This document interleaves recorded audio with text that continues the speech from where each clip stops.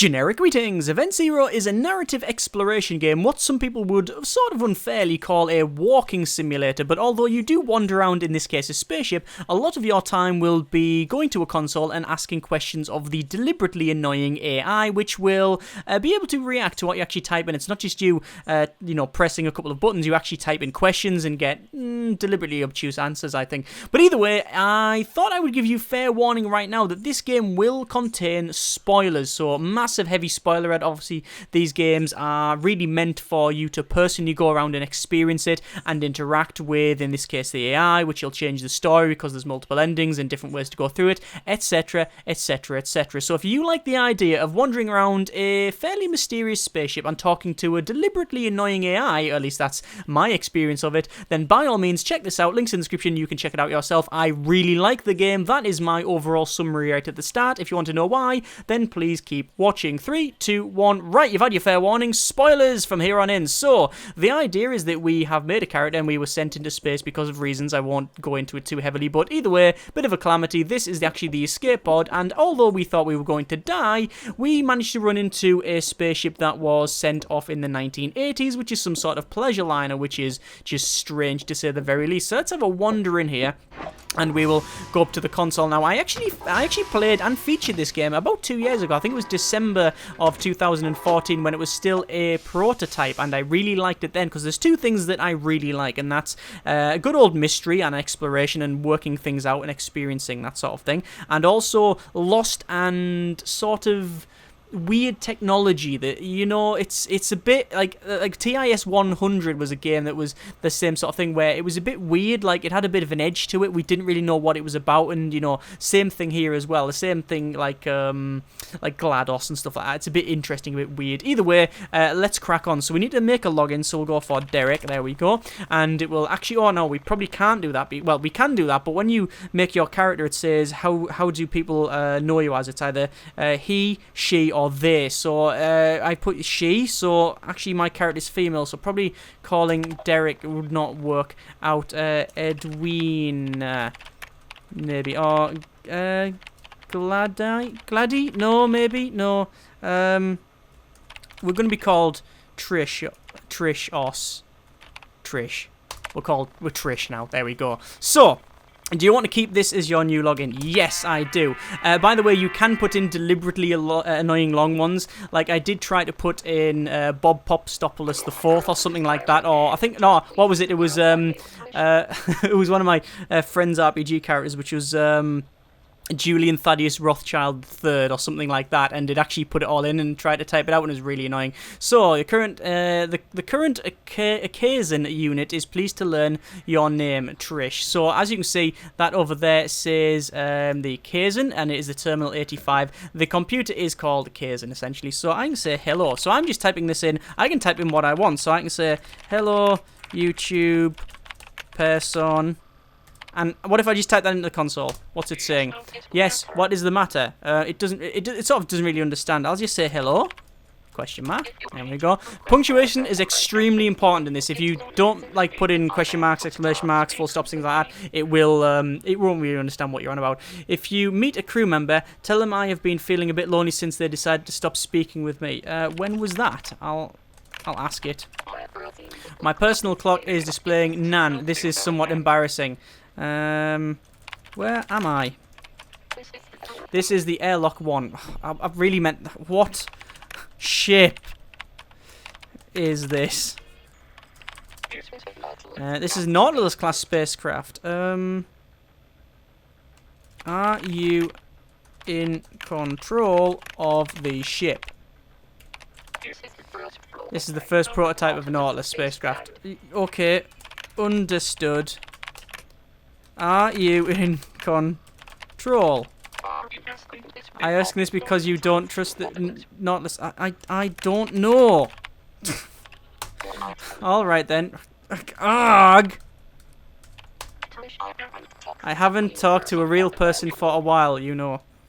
Right. Great. Thanks. You can ask me to do things for you. You can ask me questions in general if you want. Can you bring me one generic unit of beverage? Would you like me to open the airlock? Or keep it shut? If there is a beverage on the other side, then please open airlock 1. Which door would you like to open? D2 or D1? D2, I guess. You entrusted me with opening the door. Could you say that our relationship is entering a new stage? The door is opening. There we go. The controls for moving around are extremely simple. Left click goes forward, right click goes back. When you mouse over something and it's of import, it will actually pop up and do that there and tells you, EVA suit, standard issue, blah, blah, blah. And actually typing in the console, you walk up to it and then you just literally bash on the computer. And then let's see what it says about that. The lobby is great. Like I say, if you type in stuff that doesn't really understand, it will reply back. The way it works, I know it sounds a bit sort of marketing spiel, is that it sort of automatically generates and works out. I think up to about like 2 million like conversation topics or something like that, or 2 million sentences. So yeah, this is giving you a little bit of a history. Great, yes. It's telling us about this place here. Like I said, the ship is based around, I think it was like launched in the 80s or something like that. So, we've got like big CRT TVs and things like that.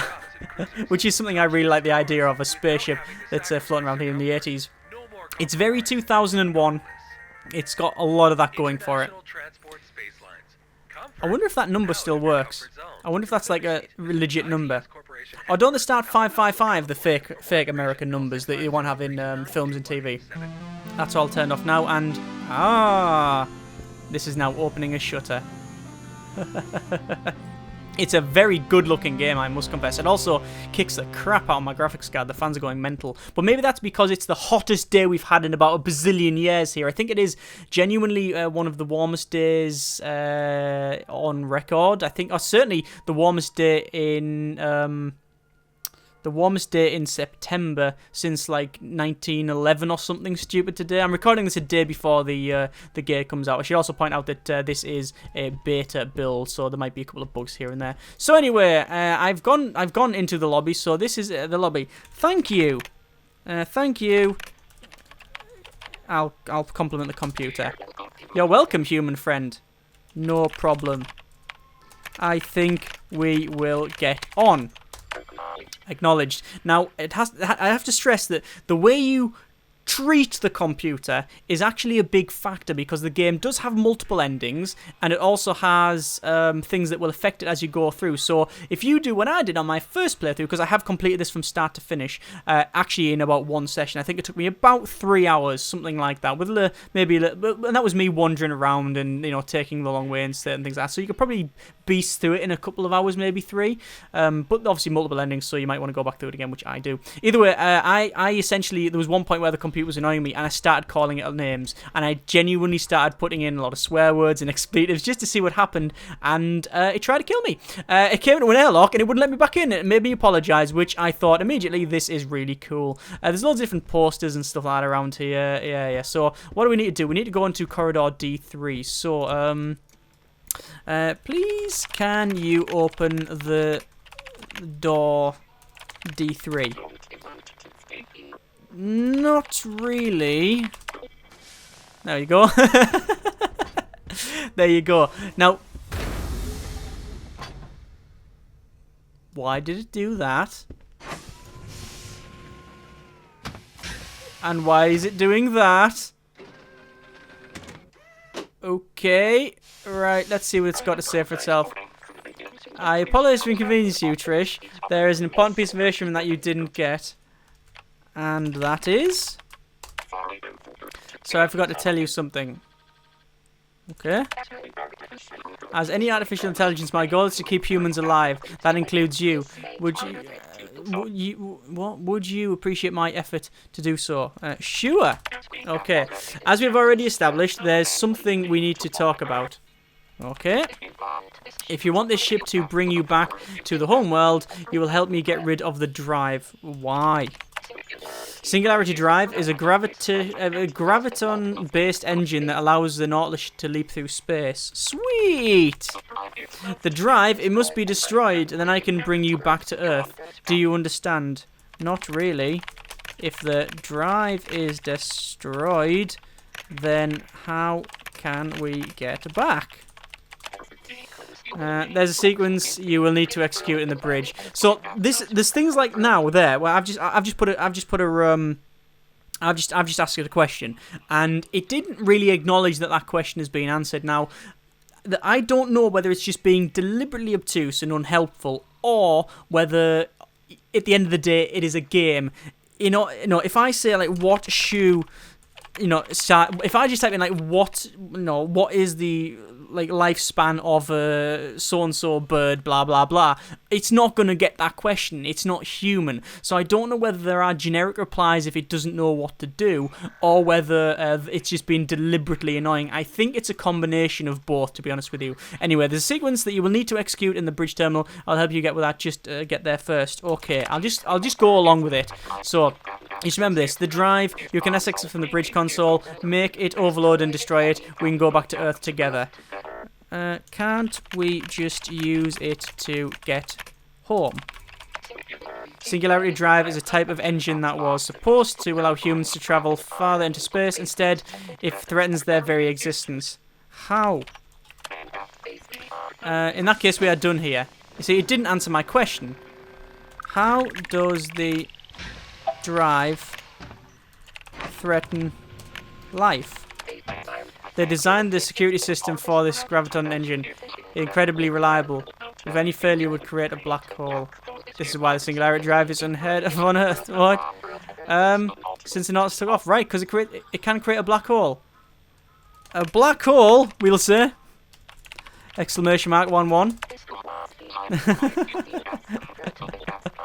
This room is designed to make you feel as comfortable as possible. Again, look, it hasn't answered my question. Man, there wasn't really a question, it was just a statement. Can you make me a beverage? I have beverage here with me. It is it's orange juice with juicy bits and some ice cubes, which is weird because all the juicy bits have stuck to the ice cubes, so I'll have to wait for that to melt. Am I alive? I don't know. Are you? We're getting very philosophical now.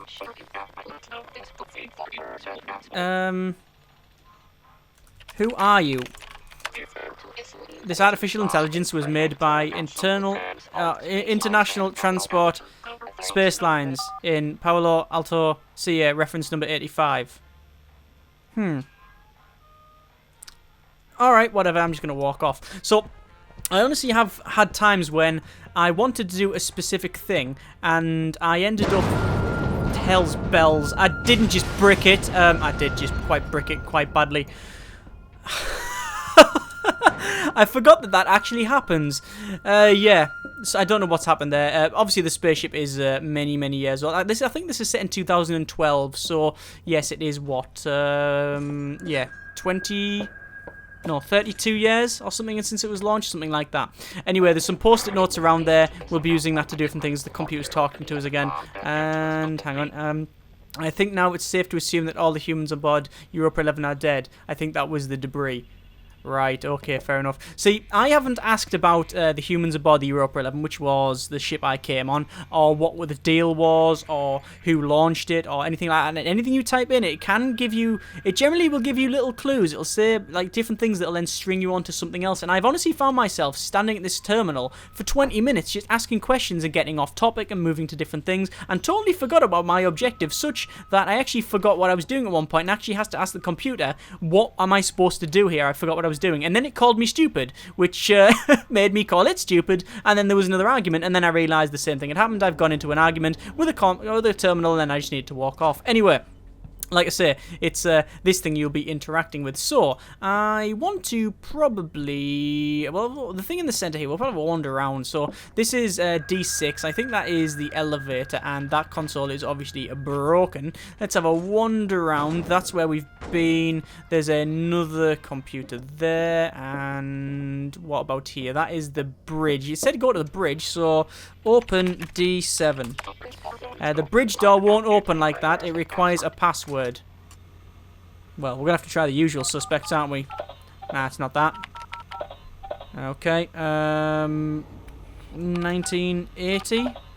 Right. I don't know if the password is randomly generated each time you start the game, or whether I can use the password from my old game, which I'm very interested to try, but I don't want to type it in now because that will spoil it for you. Because essentially we'll be wandering around trying to find that. So there's another. There must be somewhere else. We haven't opened D4. There's a living room that says D4. So open D4, please. So you want this door to be opened right off? Right. Of course I can do this. I can even open the door right now. Just now. Like, now. Okay, can you wait a bit, please? I haven't prepared pressurized the living room yet. Oh, it's a quirky computer. So, we're inside, and it is pitch black. I can't see anything. Although, obviously, the lighting sort of telling me to go over here. It is a very, very nice looking game. I love the aesthetic as well, this, like, 80s aesthetic. You went it too soon. This is stressful. Don't worry. Everything is just fine. I'll reassure it. Terrific. Don't panic. I what? Oh, hang on. It said to fix the lamp and then the console broke. And all the lamps are on. Yay. And we can see outside. And that is, by the look of it, Jupiter. Very pretty. And we've got a aquarium with no fish in it. We've got a pool table with balls arranged in a constellation. Why is it arranged in constellation? Well, there's reasons for that. Same as there's reasons for pretty much everything around here, because this is how the traditional walking simulator operates. If you would walk around and see what the deal is, why things like they are, you know, why is there like papers there, technical documents for kitchen equipment. Why is the technical documents for food processing units? Why, when we wander over here, are there technical documents for neural network driven space systems? And where is the one that's most worrying? Hang on, I don't think it's around here. No, there's a one that's about advanced AI systems, essentially. So we've got this computer automatically playing the piano. That's pretty good. That is nice music. Electronic devices are quite popular at this modern time. You should try using one and see what it can do. Play the piano.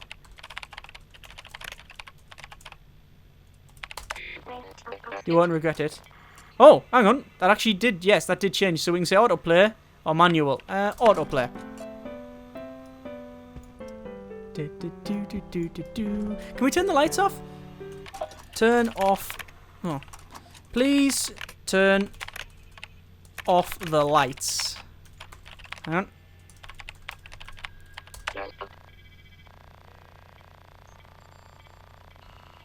Is it going to do it?